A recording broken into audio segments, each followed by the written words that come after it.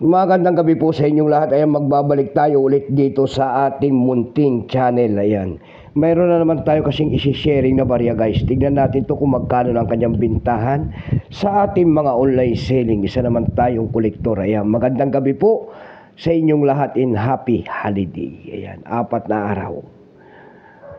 Ayan po ang ating mapag-usapang barya. Ayan, malabo ah.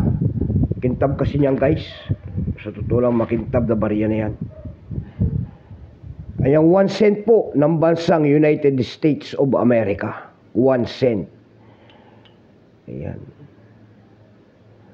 1 cent ng United States of America. Year niyan ay 2012.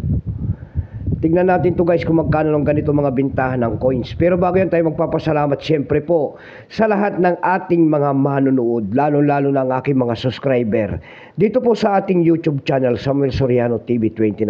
Ayan, thank you so much sa patuloy na mga suporta nyo po. God bless po sa inyo lahat and take care kung saan kayo panig ng mundo po. Maraming salamat din po sa mga manonood ko dyan sa aking FB page. Lahat po na nakapalo sa aking FB page, thank you so much. At magandang gabi rin po. Keep safe po sa inyo lahat and God bless. Patuloy nyo po sanang suportahan ang ating FB page. Yun naman po, hindi pa po nakapag-subscribe dito sa ating munting channel. Anyayaan ko lang sana kahit malaking tulong na po o bagay ang inyong magagawa tulad ng pagpindot ng ating subscribe button, like and share para ma-update ko naman kayo sa mga bago ko pang ilalabas na video about coins. Ayan, magandang gabi po sa inyong lahat. Ayan ang ating mapag-uusapan, pera po ng United States of America, ang makapangyarihang bansa, guys. Ayan, nagsimulang years niyan, guys, mula year 2010 hanggang 2024. Value po niyan kung tawagin nila ay 1 cent. Currency dollar 1785 up to date po. Kung ano materialis ang ginamit sa barya na yan, yan po ay copper nickel. May bigat lamang itong 2.5 grams. May aba itong 19.5 mm. May kapal po naman itong 1.5 mm. Orientation po ay coin alignment.